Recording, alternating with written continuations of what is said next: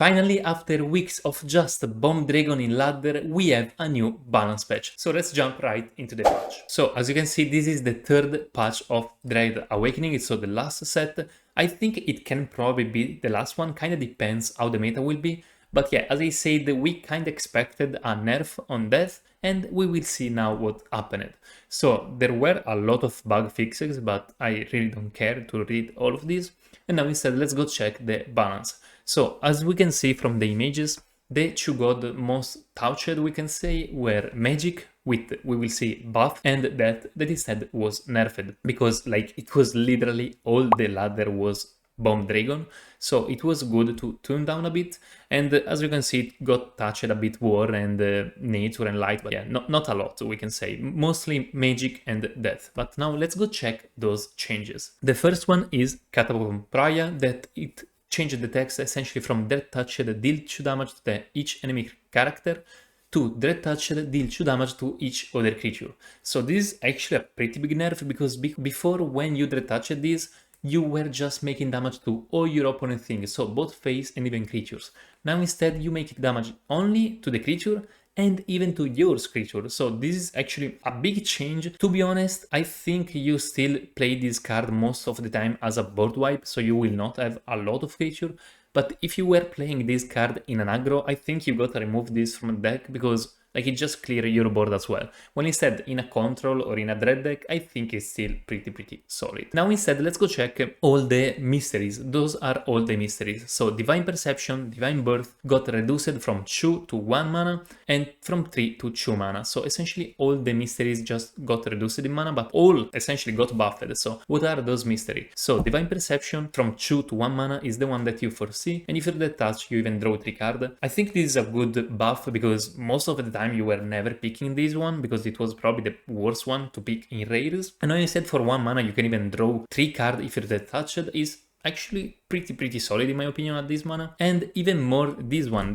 is Divine Birth, that actually I always pick at this one, even at 3 mana, and now is 2 mana, is really strong at 2 mana in my opinion, because you summon a random 5 mana magic creature if you Dread Touch even 7 mana, just for 2 mana. So this mystery now is actually really good. Now instead, let's go check the 3 epic mystery. Essentially got changed all to 1 mana, while 1 was even reworked. So before it was making 4 damage to a random enemy creature, and if you Dread Touch even to the face, now instead it's 4 damage to the strongest. So this can be a buff, but even not, kind of depends how strong is the strongest, because if it's too strong you literally don't kill it, so it's probably a nerf. But actually I would say that in most of cases it will be a buff, because most of the time with 4 damage you can kill the majority of creature from aggro and you always kill the strongest. So this is probably a buff. I mean, it's for sure a buff, even because all the mana costs changed. But what are those mystery? So those mystery are these Leyland Flows, that for 1 mana now you refresh 2 mana, so you literally actually gain 1 mana, and you even unlock 2 mana locks. So this card is literally the perfect start for an AOM combo, because you literally utilize a spell, so you get a beam and you even get 1 mana more. It's literally the first spell that I can think of that literally give you more mana than what you use. So it's perfect for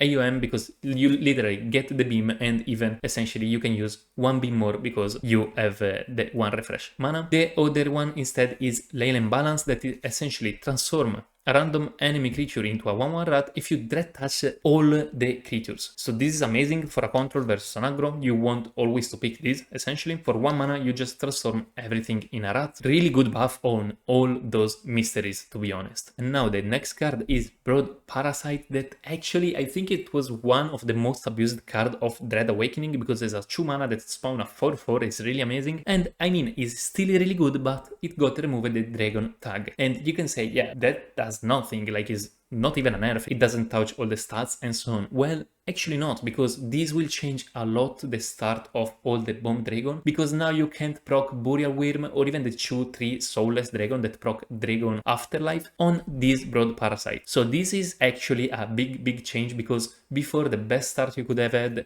was a Brood Parasite into a Burial Wyrm, and then a 3 mana you had like 2/4 and even a 3/3. Now you can't do that anymore, because it's no more a dragon. You still can proc this with Afterlife effect like Canopic or even Sense of Rebirth, but Sense of Rebirth got nerfed as well. Not a huge nerf, but it increased their mana cost from 2 to 3. I think it's a good nerf even this one. True Afterlife is really strong. I mean, it has the drawback of obliterate the creature, but still, True Afterlife can be really strong if you start really fast with like double Broad Parasite. You just use for 2 mana, you summon other 2, like it was really good. But now instead it will cost 3, I think it's still playable but is not that amazing. While instead Broad Parasite you will for sure still play it in pretty much every aggro or bomb dragon deck. Okay, then we got a buff on the War Legendary Signy Fallen Sister. I mean, it literally changed a bit, but it's a buff because it went from 9-7 to 4-10, so a really big body, and now it has deadly, so essentially even if it has only 4 attack, it will still kill everything, and actually now it can even kill a Randion, so it's literally like a win for that type of matchup. So this can really help even Control War, and I mean it can kill Teriel and so on. So Roar, your opponent summon the random highest mana cost creature in their end, this attacks it, and it still can get protected. But with this big body, essentially it will be pretty much always a 2-for-1 because it one-shot the card with deadly and is still a big body with 10 health, so probably a 2-for-1, most likely even a 3-for-1. The next card that got buffed is a Deception aggro card, and this Lucid Dreamer that it just increased the strength from 1 to 2, so not a big buff. I mean, it's still a solid buff because this card is a 1 mana after a creature is returned into the end during your turn, gain +1/+1. So actually, I think this card can literally get played in Mayday right now. I mean, it's a 1 mana 2/2, so pretty solid stats and a pretty solid effect that in Mayday can really give its best. I think this is actually a pretty solid choice in Mayday and even probably in the budget Guild Deception if you play a bit with the jump mechanic. Then we got some nerf on nature, so Ant got removed the wild tribal tag that I think is actually a pretty big nerf, I mean for wildfire and so on, but even for all the mutation mechanic. So this is a good nerf, even because I think a lot of spells that utilize all the end are really good already, so they don't need even the wild tag. And then another nerf on regression that now it went from 1 mana to even 3 mana. I think with this nerf regression will be probably pretty hard to play. Then we got 2 text changed. One is Profane Ritualist, that is a light card that essentially is a 2 mana 3/2, and now Dread Touched will transform a random friendly acolyte into a 5/5 like before literally, but now it gives even blitz, so for sure it's better because it will make you gain tempo on board. Still, I don't think this effect will proc a lot of times. I think actually most of the time you will not proc this, because keep in mind that you have to Dread Touched, so you literally have to play this one, kill another creature, and have even a third creature to transform into an acolyte. So I think it's pretty much unlikely, but I mean, it can be useful sometimes. Then we have the change to Rally the Band that is essentially a nerf, because before for each creature of a different tribe you were delving a creature of the same tribe, so you were delving and then drawing.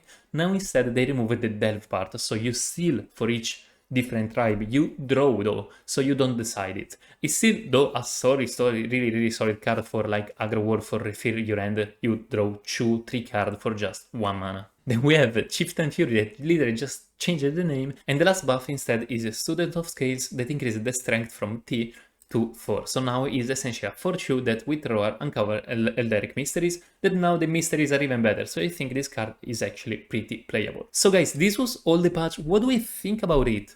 Most importantly, what do you think about it? Tell me in the comments. I actually love this patch because I think that Death really needed a tone down a bit more because everyone was playing Death, and Magic needed a buff because it was really not used in Mysteries. I now think though that Mystery are really good, so we will see in the future. Overall, I would give like a 9 to this patch. I really like it. Let's hope now to have a bit more variety into the ladder, and remember to drop a follow if you don't want to miss my next video that will be about what to play in this meta after this new patch. And I guess see you to the next video.